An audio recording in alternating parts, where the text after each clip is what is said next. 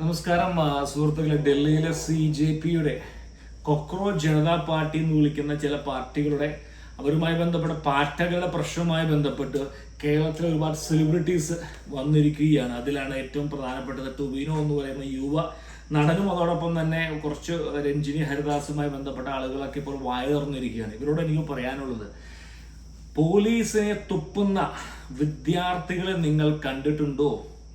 പോലീസിനെ തുപ്പുന്ന വിദ്യാർത്ഥികളെ നിങ്ങൾ കണ്ടു കാണില്ല. ഒരുപക്ഷെ ഇന്ത്യയിൽ അതൊരു പക്ഷേ വലിയൊരു സംഭവമായിരിക്കില്ല, കണ്ടുപരിചയമുള്ള കാര്യമായിരിക്കില്ല. പക്ഷെ അമേരിക്കയിൽ കഴിഞ്ഞ 4 വർഷങ്ങൾക്ക് മുമ്പ് അമേരിക്കയിലുള്ള ആർക്കും പരിചയമുള്ള കാര്യമാണ് വിദ്യാർത്ഥികൾ. അതായത് വിദ്യാർത്ഥികൾ എന്ന് പേരുള്ള ഗവേഷണ വിദ്യാർത്ഥി, ഇവർക്കൊരു പ്രത്യേക പേരാണ് ഗവേഷണ വിദ്യാർത്ഥി. 25-40 വയസ്സ് വരെയൊക്കെ ഞാൻ ഗവേഷിക്കുകയാണ്, എന്താ ഗവേഷിക്കുന്നു വിദ്യാർത്ഥികൾ. കൊളംബിയ യൂണിവേഴ്സിറ്റിയിലും ഹാർവാർഡിലും അതോടൊപ്പം തന്നെ പെൻസിൽവേനിയ യൂണിവേഴ്സിറ്റികളിലും ഗവേഷണ വിദ്യാർത്ഥികൾ, അതായത് ഒരു ടെന്റ് അടിച്ചുകൊണ്ട് ഒരു പ്രദേശവുമായി ബന്ധപ്പെട്ട്, നമുക്ക് എല്ലാവർക്കും അറിയാം, ഒരു 4 വർഷം മുമ്പ് ട്രംപ് വരുന്നതിന് മുമ്പ് വരെ ഗാസ എന്ന് പറയുന്നത് വലിയൊരു പ്രശ്നമായിരുന്നു. തീർച്ചയായും ഗാസയിൽ പ്രശ്നങ്ങളില്ല എന്ന് വിശ്വസിക്കുന്ന വ്യക്തിയല്ല, പ്രശ്നങ്ങളുണ്ട്. അതിന് പരിഹാരം എന്ന് പറയുന്നത് യൂണിവേഴ്സിറ്റികൾ അടച്ചു പൂട്ടിക്കൊണ്ടോ അല്ലെങ്കിൽ വരും തലമുറയെ ബ്രെയിൻ വാഷ് ചെയ്തുകൊണ്ടോ ഒന്നുമല്ല. അതിനൊരു ശാശ്വതമായ പരിഹാരം ഇരു കൂട്ടരും കണ്ടെത്തേണ്ടത്. വേറെ വീഡിയോ ചെയ്യാം. ഈ ഗാസയുടെ പ്രശ്നങ്ങൾ പറഞ്ഞുകൊണ്ട് അമേരിക്കയിലെ യൂണിവേഴ്സിറ്റികൾ അടച്ചുപൂട്ടിക്കൊണ്ട്, ടെന്റുകൾ അടച്ചുപൂട്ടിക്കൊണ്ട്, സ്തംഭിച്ചുകൊണ്ട് വിദ്യാർത്ഥികൾ നടത്തിയ കരഘോഷം ഇവിടെ മുഴുവൻ ഫേമസ് ആണ്. അന്ന് ടെന്റ് പൊളിച്ച് നീക്കാമെന്ന പോലീസുകാരെ തുപ്പി ആട്ടി ഓടിച്ച ഇന്ത്യൻ കുട്ടികളെ ടൊവിനോ എന്ന് പറഞ്ഞ ഇരിങ്ങാലക്കുടക്കാരനും ഈ പറയുന്ന അവന്റെ കൂടെ കൂടിയിരിക്കുന്നവരൊന്നും കണ്ടു കാണില്ല. ഈ പറയുന്ന ഒരു രാഷ്ട്രീയ പാർട്ടിയുടെ CPM എന്ന് പറയുന്ന രാഷ്ട്രീയ പാർട്ടിയുടെ ഉച്ഛിഷ്ടവും അമീതിയും 3 നേരം കൂട്ടിക്കുഴച്ച് തിന്നുന്ന ഇവനൊന്നും മനസ്സിലാകില്ല ഈ പറഞ്ഞ രാജ്യം എന്താണ് എന്ന്.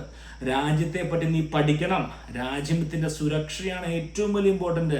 15 വർഷമായി BJP ഭരിക്കുമ്പോൾ പ്രശ്നങ്ങൾ ഇല്ല എന്നൊരിക്കലും ഞാൻ പറയില്ല. പക്ഷേ ഇന്ത്യയുടെ ഏറ്റവും പ്രധാനപ്പെട്ട പ്രശ്നം നീറ്റുമായി ബന്ധപ്പെട്ട പ്രശ്നങ്ങൾ അല്ല, ചോദ്യപേപ്പർ വീഴ്ചയല്ല. അതോ വീഴ്ചയായെങ്കിൽ പോലും ധർമ്മേന്ദ്ര പ്രധാൻ രാജിവെച്ചാൽ പ്രശ്നം തീരുമോ?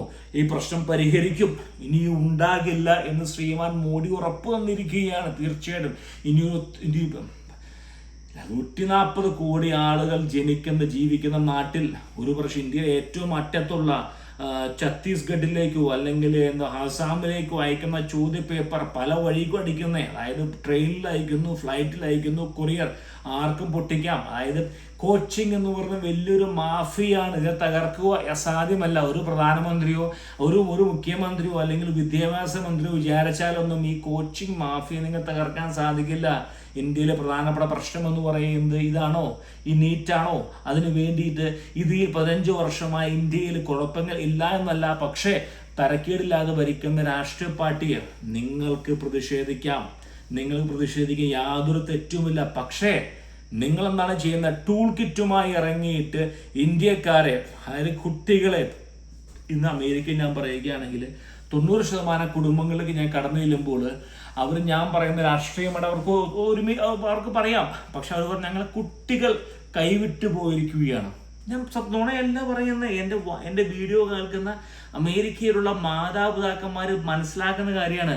90% കുട്ടികളും കൈവിട്ടു പോയി എന്ന് പറഞ്ഞാൽ അവർ അക്കാഡമിക്കലി കൈവിട്ടു പോയെന്നല്ല പറയുന്നത്, ചിന്താഗതിയുമായി കൈവിട്ടു പോയിരിക്കുകയാണ്. അവർ നേരായ വഴിക്കല്ല ചിന്തിക്കുന്നത്. കാരണം എന്തുകൊണ്ടാണ്? 10 രൂപ കിട്ടാൻ വേണ്ടി അധ്യാപകന്മാർ അവരെ വരുത്തിക്കുന്നു ചിന്താരീതിയിൽ. സ്വന്തം സിനിമയ്ക്ക് വേണ്ടിയിട്ട് 10 ആളെ കൂട്ടാൻ വേണ്ടിയാണ് ലാലേട്ടന്റെ മകൾ. ഞാൻ ലാലേട്ടനെ കുറ്റം പറയാൻ പറ്റില്ല, കാരണം ലാലേട്ടന്റെ കയ്യിൽ നിന്നല്ല മകളിരിക്കുന്നത്. കാരണം അവരുടെ സ്വന്തമായ ചിന്താഗതി എല്ലാവരുടെ പറയാൻ കേൾക്കാനും പോകുന്നില്ല. ഇത്തരത്തിലുള്ള കുട്ടികളാണ് പ്രശ്നം. കാരണം സ്വതന്ത്ര ചിന്താഗതി, ഇവർക്ക് എന്തറിയാം ഇന്ത്യയെ പറ്റി, എന്തറിയാം ശ്രീമാൻ മോഡി കഴിഞ്ഞ 15 വർഷമായി ഇന്ത്യയിൽ ചെയ്യുന്ന മാറ്റങ്ങളെ പറ്റി എന്തിനാ? രാജ്യസുരക്ഷയ്ക്ക് പകരം നിങ്ങൾക്ക് ആവശ്യപ്പെടാൻ ധർമ്മേന്ദ്ര പ്രധാന്റെ രാജി. പക്ഷേ ആർട്ടിക്കിൾ 370 ഒമർ ഖാലിദിനെ ഒഴിവാക്കുക, ഇത്തരത്തിലുള്ള ആവശ്യങ്ങളുമായി നുഴഞ്ഞു കയറുന്നവരുടെ ഒരു ടൂൾ കിറ്റായി മാറിയിരിക്കുകയാണ്. തോൽവി എന്ന് പോലെ ടൊവിനോ, താങ്കൾക്ക് നാണമില്ലേടോ? തന്റെ സിനിമയ്ക്ക് 10 ആളെ കൂട്ടാൻ വേണ്ടി രാജ്യത്ത് ഒറ്റിക്കൊടുക്കുകയാണോ താൻ? കഴിഞ്ഞ പഹൽഗാം വന്നപ്പോഴും ഒന്നും വേണ്ട, PSC പരീക്ഷയുമായി ബന്ധപ്പെട്ട് മണ്ണ് വാരുത്തുന്ന കുട്ടികളെ തിരുവനന്തപുരത്ത് എത്ര ഉദ്യോഗാർത്ഥികളെ കണ്ടു താൻ പോയോ അവിടെ? മറ്റേ എന്താ പറയുന്ന ആശാ വർക്കർമാർ ഓണറേറിയം കൂട്ടണമെന്ന് പറഞ്ഞു, 150 രൂപ കൂട്ടണമെന്ന് പറഞ്ഞുകൊണ്ട് അവിടെ സമരം ചെയ്തപ്പോൾ താൻ എവിടെയായിരുന്നടോ? താനൊക്കെ വെറും രാജ്യദ്രോഹിയാടോ, രാജ്യദ്രോഹി. കാരണം ഈ രാജ്യത്ത് നിന്ന് ഭരിക്കുന്ന ട്രംപ് ആയതുകൊണ്ട് ഇന്ന് അക്കുടിലുകൾ കെട്ടി ഇന്ന് പോലീസിനെ തുപ്പാൻ ഒരു കുട്ടി പോലുമില്ല, ഒരു വിദ്യാർത്ഥി പോലുമില്ല പോലീസിനെ തുപ്പാൻ. അതുപോലെ രാജ്യം ഭരിക്കുന്ന ഇന്ത്യയിൽ നിന്നുകൊണ്ട് ഇത്തരത്തിലുള്ള പ്രസ്താവന ഇറക്കുന്ന നീ ദുഃഖിക്കും. കാരണം നിന്റെ തലമുറ വാടേണ്ട രാജ്യമാണ് ഇന്ത്യ.